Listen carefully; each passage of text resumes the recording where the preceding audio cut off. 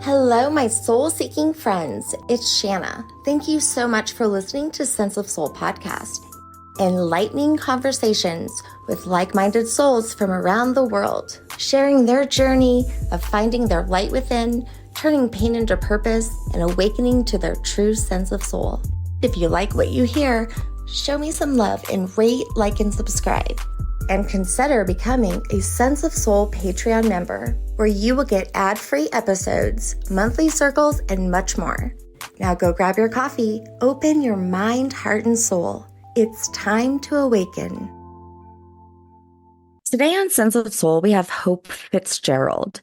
She is a spiritual teacher, intuitive dowser, coach, and author. She is also a certified neurofeedback practitioner, and she's an end-of-life midwife. She's joining us today to tell us about her journey and about her book, The Infinity Wave, Mastering the Art of Love, Compassion, and Flow. Like her name, Hope encourages everyone to spread hope infinitely. So please welcome Hope. Hello, how are you? I'm good. How are you? I'm good. So where do you join me from? Currently, I am in Florida, but I live in Massachusetts. Oh, okay. Where are You were, you? I am in Colorado, Oh, whereabouts? in Aurora. So Okay, just I know right it. outside DIA. Yep. It's really nice Nice. here too. Yeah, but tomorrow it could be Yes. snowing. Or even tonight. You are so right. My sister lived there for a very long time. And Oh, so, okay. yeah, I I know. know. Well, I'm excited to talk to you, and I can't wait to hear about your book. You do a lot of things, I do a lot of things. It's a hard to sum it up, but right? that's where your curiosity takes you. I also saw that you are an end-of-life midwife. I look at nurses sometimes and I'm like, I could never do what you do, but thank God that there's someone like you. Yeah, And truly. it's one of those things we often put so much focus on coming into life, Yeah. so much. But the end of life, I'm sure you have many stories then of, End of life is every bit as mystical and magical as the beginning. Gosh, I've never ceased to be in awe of it. One thing I learned along the way is that somebody said this, somebody wise, I don't remember who it was, said, well, you die the way you live. Much as we would like to think that with the reality coming in at the end, that maybe it lifts a person to a new understanding. And I'm sure that happens. But more often than not, I think it's more true that a person dies the way they live. And so I like End of Life Midwife. I've just made that up, and that's what I like. When somebody can come in at the end and gently change that trajectory so that it is what we would call a good death. That's kind of a term in the field. It doesn't mean perfect, much like birth into life is not always perfect. It just means that if not only the person dying, but the people collected around that person can come to a truthful place so that everything can be expressed. That's what will bring a sense of completeness to the person who's leaving and to the loved ones.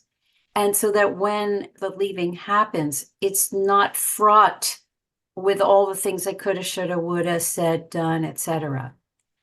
Because that's where the suffering happens. And because I'm also a medium, I channel higher beings.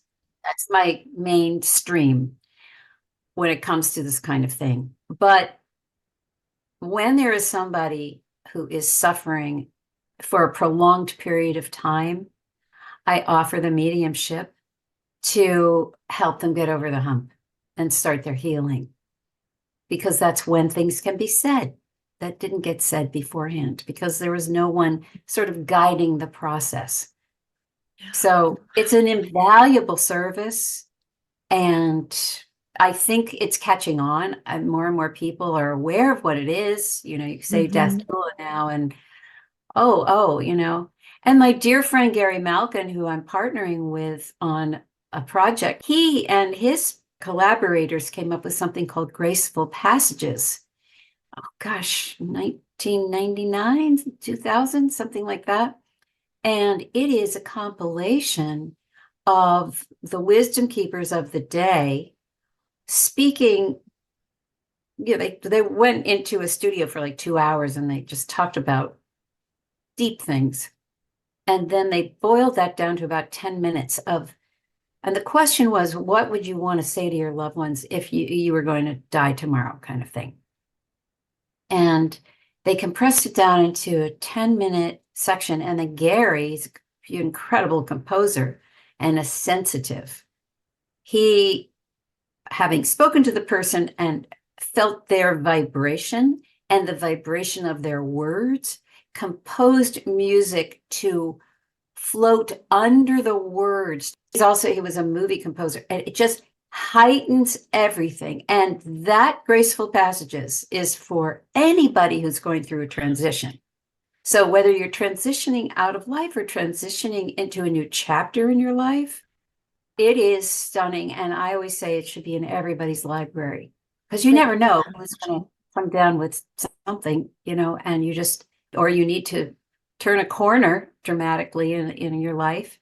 Now he and I are partnering, and we have launched the first Graceful Passages workshops.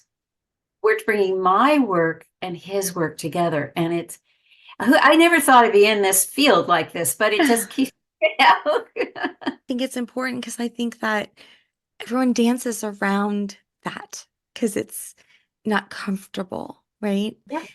I was lucky to be with my dad as he passed, and I've also had 4 children. So I will say what you said is so true. Like the energy is so similar in the room when you give birth. And then, it's just this vibe. It's even hard to put words to it. And also, time is weird around that. And also memory. Like, I can remember things really well from my early childhood. And I've always had a good memory. But ask me about what was going on during that time. Time is, in memory, is weird. Well, I think, in my experience at least, we go into an altered state. We aren't used to, in our daily lives, being that raw, that in the present, right? You have to be in the present with that person. You can't just kind of check out, look on your phone. It's not like that. You're very there. And I believe, because I, know there are beings that come around during birth, and there are beings that come around during death. And so there's a sense of this, it's kind of like a holy moment, if we wanted to put some kind of language on it, but it's inadequate, as you say. And so time absolutely loses its value, because there's this, it's being in an altered state in that present moment with the person and with all these beings around. In the ancient times, in tribal communities, death was practiced. Death was considered to be as important. Learning to die well was considered the most important thing you could do as a living person, because they knew that if you didn't get all the way out, if you had unfinished business, you'd hang around and clutter up the energy.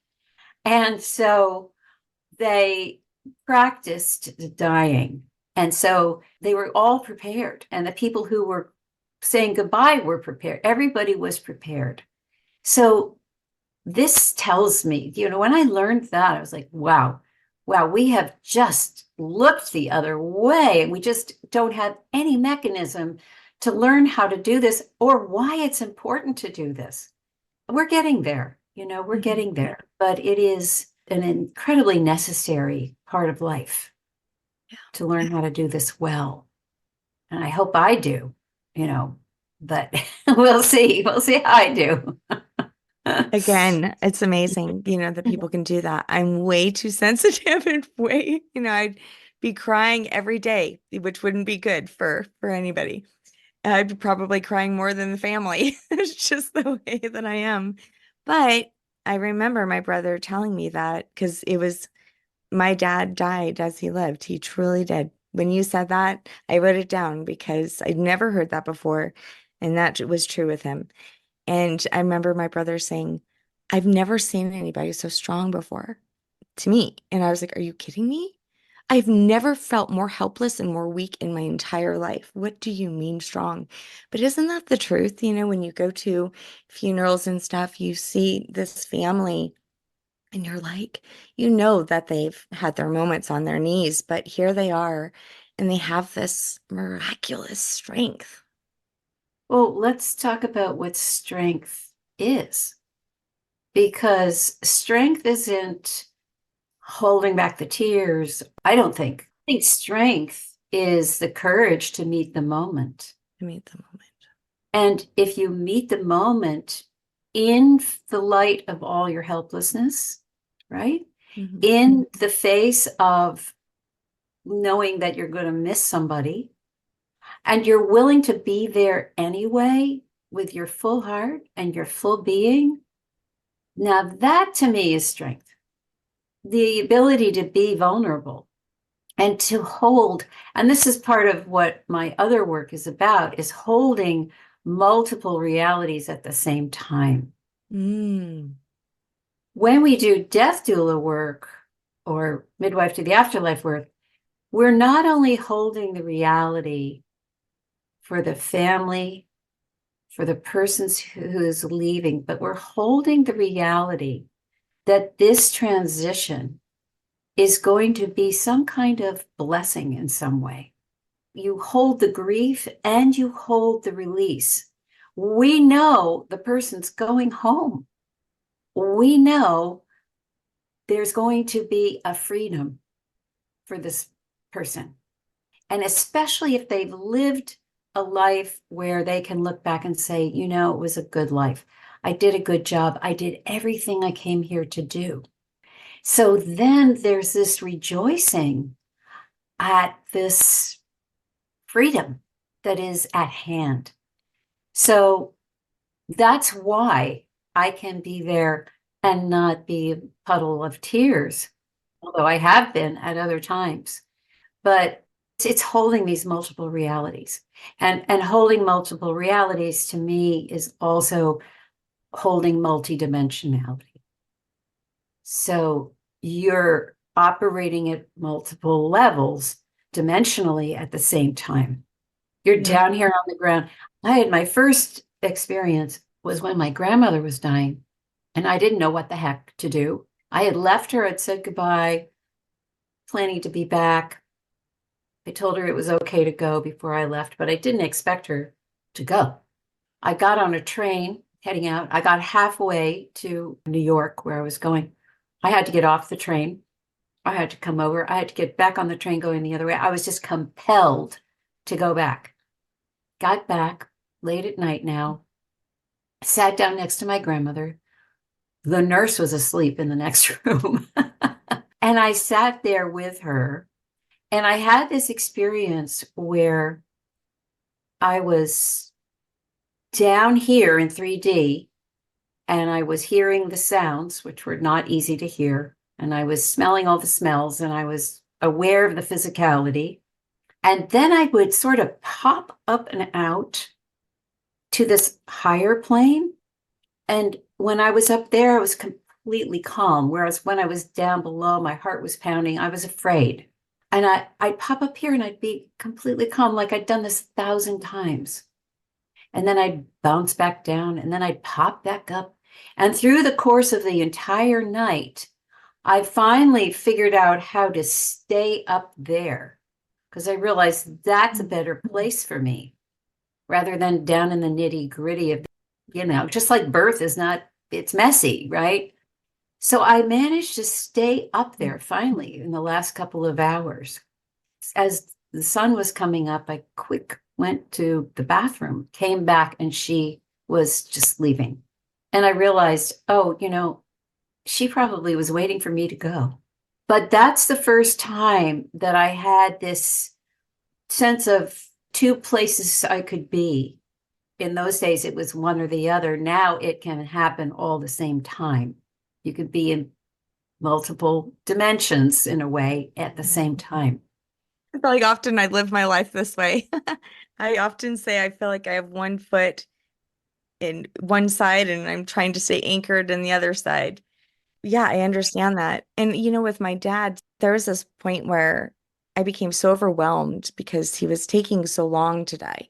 He was told he was going to die and he understood this. And, it was important for him to also confess. There was one point where I said, I cannot watch him suffer like this. I'm going into the family visiting room and I just curled up in a ball. And then all of a sudden something came over me. If you were dying, what would you want? And I was like, I would want my family all with me, right? I would want everyone around me. So I went back in there. I mean, I just got up with all kinds of strength. And so I moved out of that lower vibration that had me in fear, and so much grief. And so I think that must have been the strength part that my brother might have saw. Because then I went in and I literally walked him through his death. And I too popped out many times and knew that there was people waiting for him and right there on the other side of the veil, like ready to receive him and guide him. And I told him this, and that dude would not leave. So until I told him, I got this. I got this. We're okay. I got mom. Don't worry. And then I really truly feel like he gave me birth twice, once in my life and once in his death, because I wouldn't be here where I am talking to you right now if it wasn't for that. Go. There you go. There's Mhm. so many, that's why so many blessings Yes. and the honor of being present for something like that. We don't think of it like an honor, but it is, truly is. For a good 2 years, and I would say that I was trying not to believe this, but I'm being very honest in saying that, and it's ridiculous, but I felt guilty for bringing my dad to the hospital. Thought maybe he would have lived had I not. How ridiculous is that? You bring sick people to the hospital. Yeah. And it took me a long time. Actually, it took a dream that he visited me in my dream and showed me what it would have been like. Wow. That's a gift. So for you telling me people die as they live, I often said he probably would have died alone working because he was a workhorse and he had his own business. But really, he died surrounded by his loved ones. And that is how he lived. Beautiful. Because he made us work for him. Well, there you go. Yeah. But thank you so much. Your words are very felt right now, and I've really received them. So that multidimensional place, I mean, were you always like that? Because I feel like as a child, we often are in that place. I think so. I mean, I was definitely very interested in anything spiritual. I asked my mom when I was 9, I started reading the Bible by myself, and I asked her to take me to all the holy houses in our town. I was looking for something. I couldn't put my finger on it, and I didn't really find it. By the time I was in my late teens, I learned how to meditate. And then I went to a beautiful community in northern Scotland called Findhorn, which was a very famous place at the time. It was magical. There's a wonderful book called The Findhorn Garden. I'm telling you, that is where there was true magic happening right in front of your face. It was unbelievable. But, that experience really tipped me into the fast moving stream of spiritual exploration. And my mom was kind of interested in all of that too. So that opened the door for me also. But I discovered that when I came back from Findhorn in a completely altered state, talking about manifestation, this is back in 1976. Nobody really wanted to talk about that and thought I was pretty nuts. I got a lot of rolled eyeballs. So I learned to keep it very quiet So I had my regular life and then I had my spiritual life, and they just were on Yeah. parallel. So I learned a lot of things. I explored a lot of things, learned healing, this and that. And then fast forward, I learned how to dowse through my business, my very small business of design work. I would help people in their houses. Anyway, I wanted to learn feng shui, and this feng shui gal taught us how to dowse for feng shui things, like where is the best entrance to this house using the Bagua map, and you can use your dowsing rods, figure out this or that about the feng shui of the house. You can also do a lot of math, but it's easier to use your dowsing rods. So that's how I started, but it soon blossomed into other things. I learned that I could ask my dowsing rods for what's the best day to go to the grocery store with my little kiddos, or, simple things that had no risk, really. But I found that when I went along with what they suggested, something interesting would happen. I would meet somebody, or, and I started to rely on them more and more for bigger and bigger things, riskier and riskier things. I basically taught myself outside of the one night that I learned from this gal. I had never read a book about it. I didn't know another dowser. I was living in Dallas, Texas at the time, and very much sunk in with two little babes. Anyway, it just grew and grew and grew. And there have been many, many times when we've gotten direction from the rods to do things that don't make sense mentally. But after the fact, when we dare to follow, it has turned out to be exactly the right direction.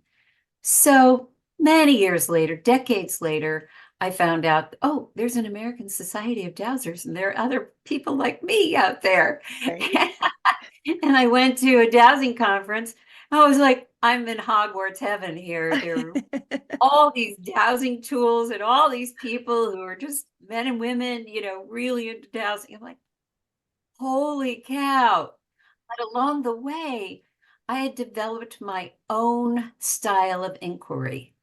And I always like to teach dowsing to people, or suggest that they do it, because it's a great way to build your relationship with your intuition and with whatever it is that's guiding you. So, we have guide teams, most of us, and we aren't sure how to listen to them. Right. When we start to dowse or use any other divination tool, we strengthen that conversation. And as a result, there's more conversation. There's more intuition. It all just like a muscle, you work it out and it keeps working. Yeah. So now I use it as part of my coaching practice. I start with a client, and then what starts to happen is it kind of uncorks me, and I start to hear words and see things. So in that way, we move very, very quickly to whatever the nugget of the issue is. And there's nuance because I hear these things, and then the rods confirm or not if I'm hearing correctly. They've just been remarkable. Dowsing is nothing new. It's an ancient technology. It's on the walls of the Lascaux caves in southwestern France that are 70,000 years old. There's a picture of a man with a dowsing Y-shaped stick. No. And there are many, many different tools, and they have different applications. So you're dowsing when you use a pendulum. Right. And you're dowsing when you so I have rods. And I like the rods for dowsing because they are more nuanced and they're faster. Yeah. So if I say, please show me a yes, for me, they come in. Please show me a no, they go out. But what I like about them is you saw the speed with which they moved. So if I ask them, please show me a hesitant yes, they'll come in very slowly. So then that's going to make me ask another question. Is this a timing issue, for instance? This is a yes, but there's other information we need to get. If I say, please show me a 50%, they'll just come in part way like this. Then I get to ask, well, is the question happening physically, mentally, emotionally, spiritually? We break it down. Sometimes people are making decisions 100% from their emotional self, not taking into account the other three quadrants. So we break that down. Then we say, well, what can we do about this? How can we make this balanced? Yes. Or can we? So we go down all these little streams with the rods, and we get there like that.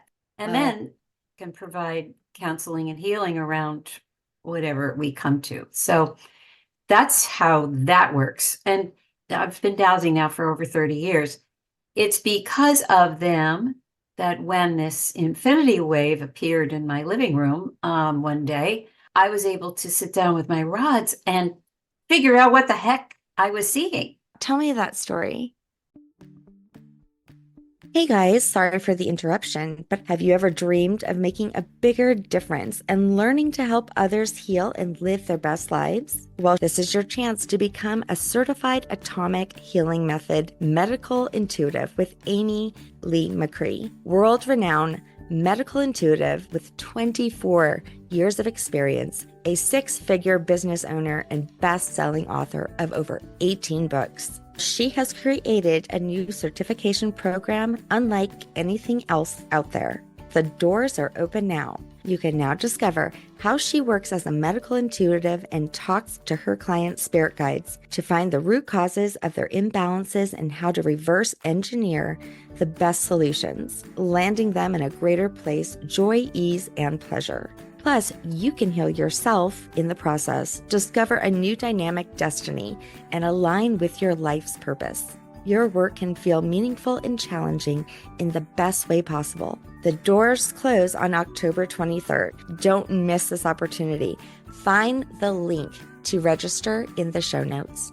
Now back to our amazing guest. Well, this was 2010. I had a really, really horrible year on every level, physical, mental, emotional, spiritual. So as a result, I had gone to back-to-back sound healing workshops in the Pacific Northwest with Tom Kenyon. I had gone in on a mission to clean my inner bowl. So I always imagine I have a big, glass, shallow bowl, and I was just scrubbing. All the story, all the stuff, just gone. And every practice, every day, I just was in there. Finally, the last practice of the last day, done so much. And I just asked before the practice started, I said, okay, there's this one little piece left that I don't understand. Please, can you help me to come to it? And sure enough, in the practice, in came the understanding.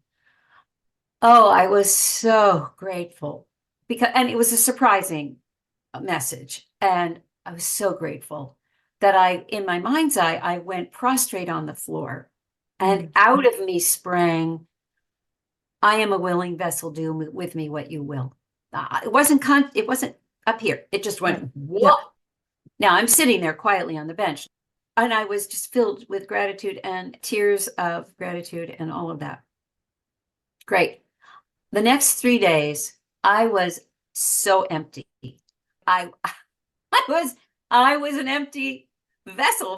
I had no stories. I was like fresh, clean, right. A new being.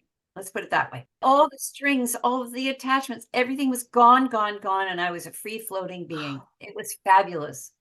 So then on the third day, I had a dear friend over.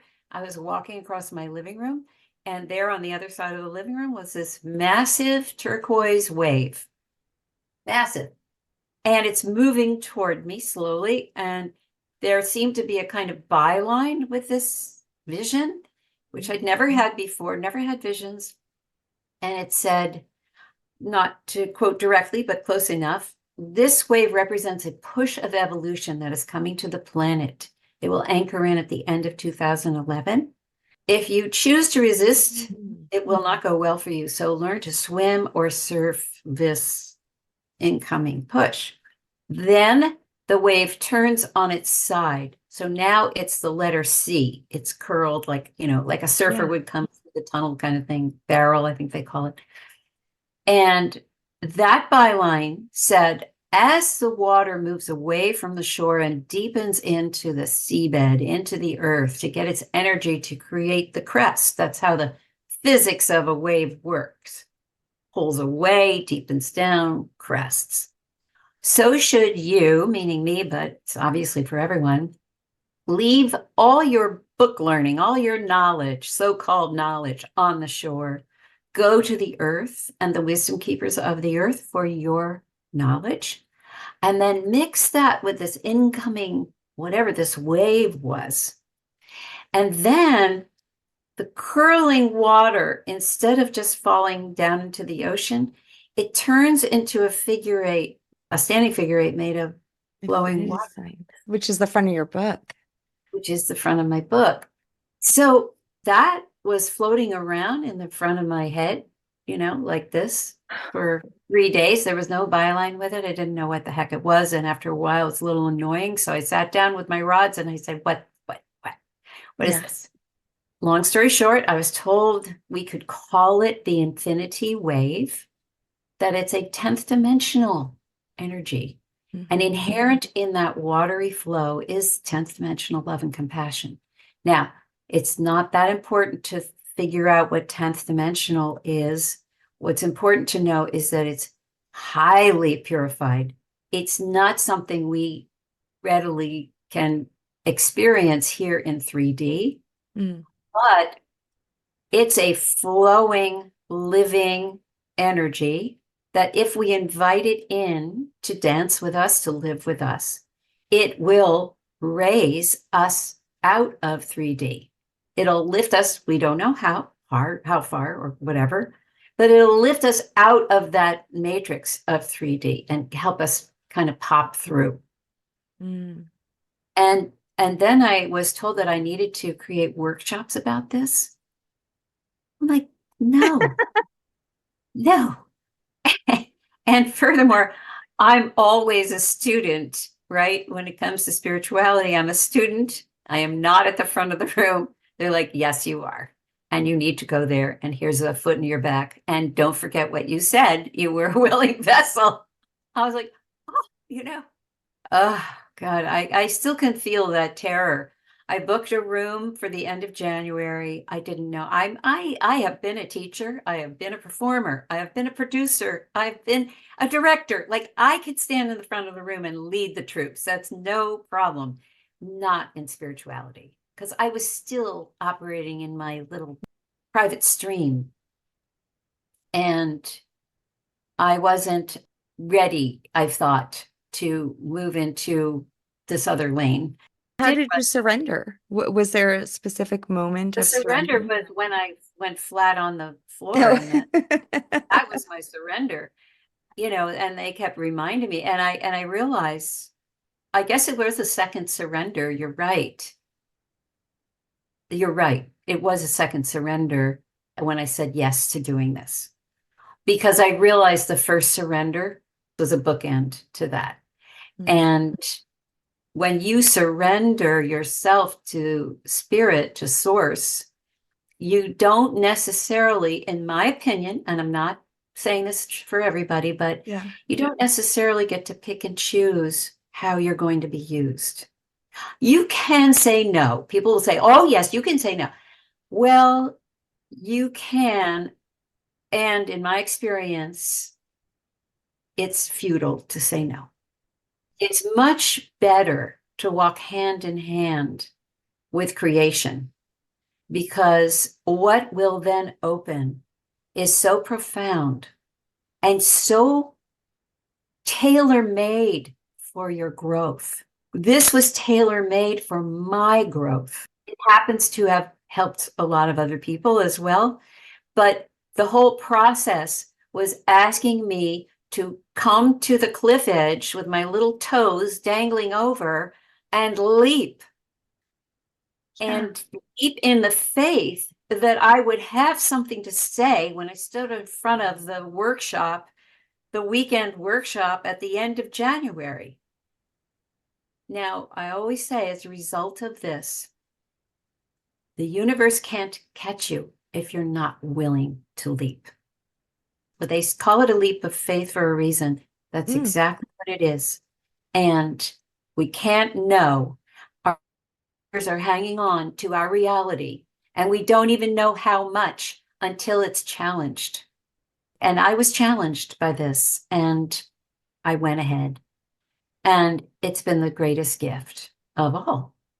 They said it's a push of evolution. Okay, evolution. I hearkened back to my Findhorn days when I learned what they taught in terms of evolution was Teilhard de Chardin, the 19th century Renaissance man who was an anthropologist and a priest and a philosopher and lots of things. And he had a theory of evolution that had to do with going through a series of what he called peduncles. I love the word. It's actually French, and so it should be peduncle, but Okay. it's where the stem comes to the flower, where they meet. So he saw evolution as a series of stem meeting that, stem meeting that, and each time you go through it, it's actually beautifully demonstrated in the shape of the infinity. Because you come to the crux like this, and you have to go through the squeeze, and you come into another expansion, another level of expansion. So an atom would be here coming up. There's friction when they come together. They go through the squeeze, and now comes a molecule, a slightly larger, slightly more elegant, larger God spark. And you can imagine that just going through evolution, and we get to humanity, we're no different. There is friction happening, more and more friction, and it is causing us, some of us have already popped through. Some of us are already living in another place. And the idea is that we're moving into what Teilhard de Chardin called the superhuman. This is the next version of ourselves, much more of a God spark, much more connected to the world around us in all these esoteric ways, much more heart driven. We have been in this process, but it's real crunch time now. We were given the wave to learn how to stay fluid and in love and compassion as we go through this crunchy time, so that when we come to our peduncles, we can more and easily move through them. Until then, evolution is something that happened in the background. It's slow. Species are developing. What's happening? I don't know. I was not thinking about it at all. But because they talked about it, I thought, well, this is what we're really talking about, is being conscious in our evolution through the choices that we make. Meanwhile, I'm scrambling around on Google looking for the infinity sign. Anywhere? Nowhere. I mean, it's the mathematical, you can find that. It's not like it is today. Let's put it that way. It wasn't, and it's not on packaging. It was not in jewelry. It was nowhere. No logos. Then I looked up conscious evolution, and Barbara Marx Hubbard had one little mention, but it wasn't what I was talking about. So I named my little company, because I had to create something, the Wave Energy Center for Conscious Evolution. And I got 3 practices before each workshop, and there were 3 that made the entire workshop. So 3 weekends, 1 per month, January, February, March. I would sit down with my dowsing rods with my friend, and I'm like, I don't know what to do, but here goes nothing. And out of my mouth came this deep voice, and these practices would just come out. Wow. Now, I didn't believe in channeling. Not that I didn't believe it, but I took it with a grain of salt, because I knew that the human field was going to be buffering whatever intelligence came in. So you'd always have to be very careful to find the nugget. So all of a sudden I am talking in, it's like, what the heck? And I had this sensation of me moving over to the side, which I kind of already knew how to do with my dowsing rods. So I was over here on the side, and these words were just coming down like through a tube, and I'd see them and speak them. I'd see them, speak them, see them, speak them. And every now and then a word would come that I didn't really like, and I'd try to just not say it. No, it would drop again. It would keep dropping until I said it. So then I knew that every word had a frequency and a purpose. Mm-hmm. I cannot edit. And these beautiful practices came out. So when I got to the end of the whole 3 weekends, I got 3 practices per weekend, and I strung together some of the science that I'd been following and some of the antiquity that I had acquired along the way. And I kind of wove it into this conscious evolution that we were going on and how we were going to use this infinity wave. Each practice was an infinity wave practice. I get to the end of the workshop and I looked back and I went, oh my God. Step by step by step, if you want to evolve, here's your recipe. These 9 practices. Boom, boom, boom, boom, boom. And never in my wildest dreams would I have dreamed them up. I couldn't. And the proof was in the pudding because the people were all, their lives had changed. Their faces had changed. And then I repeated it again, and then I repeated it again. So I had 9 months of this. And finally, I was standing back, like a scientist. Everybody feels good after a weekend, but, will this have legs? Will this stand the test of time? And finally, in September, I looked back and I went, I can't deny this anymore. This is really something. It's something. Okay. All right. Let's go. So you truly are awakening people to their higher selves so that they can evolve quicker. That is the key.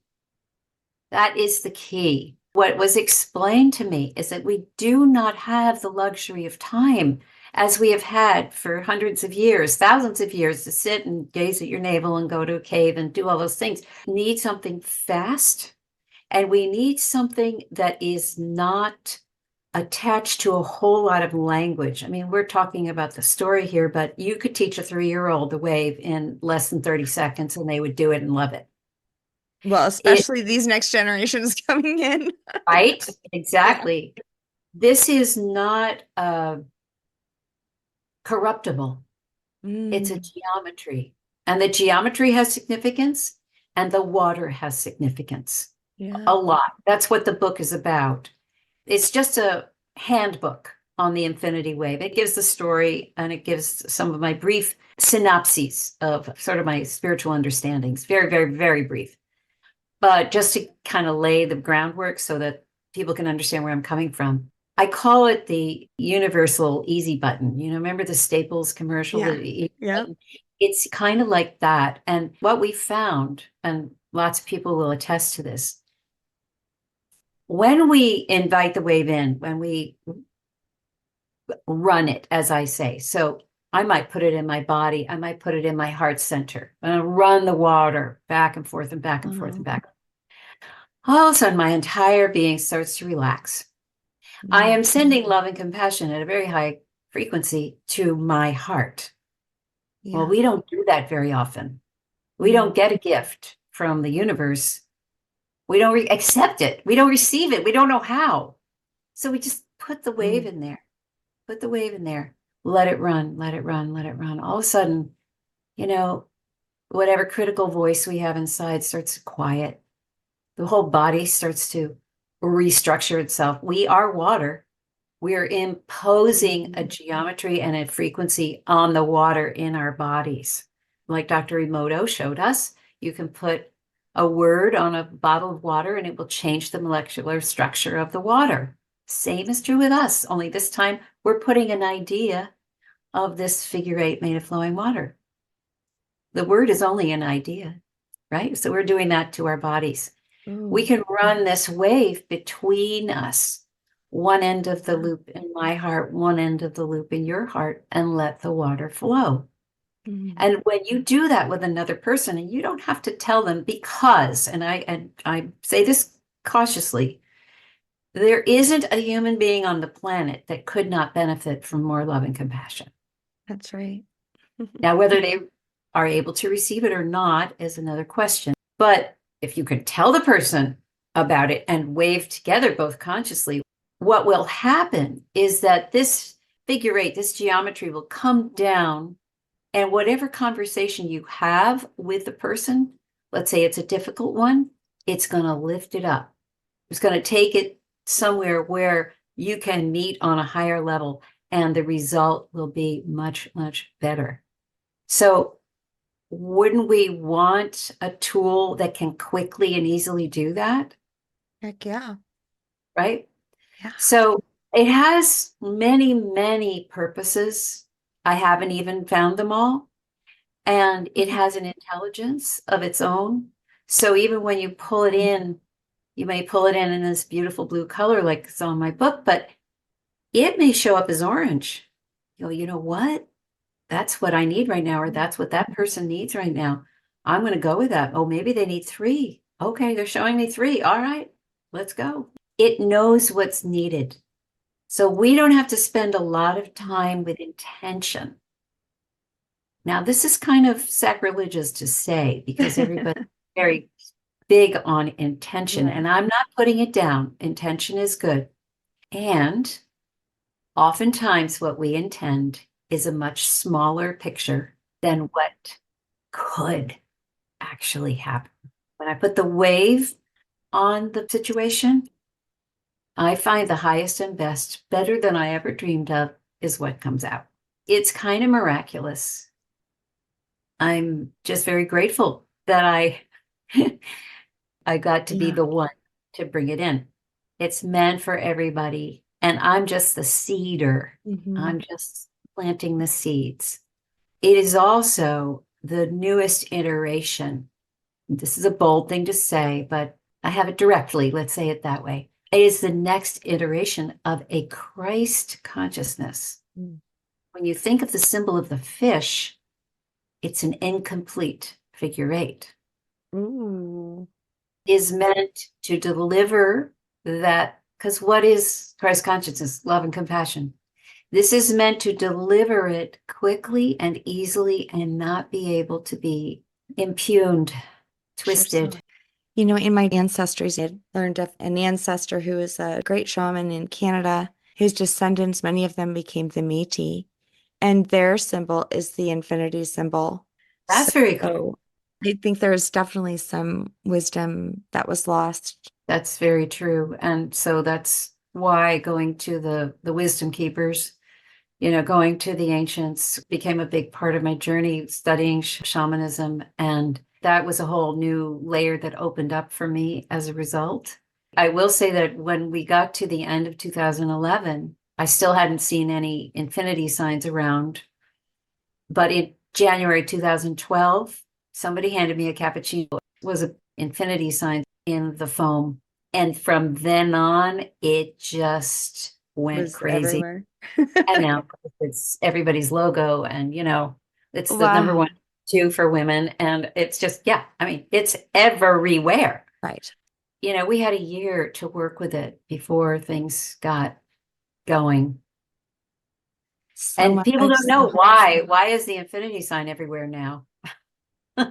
Sometimes the most insignificant thing can be the most divine thing in the end when it starts to all go in that infinity sign and come together. Yeah, it's true. That crystals, Sophia, the uniting of the energies and also loving and compassion.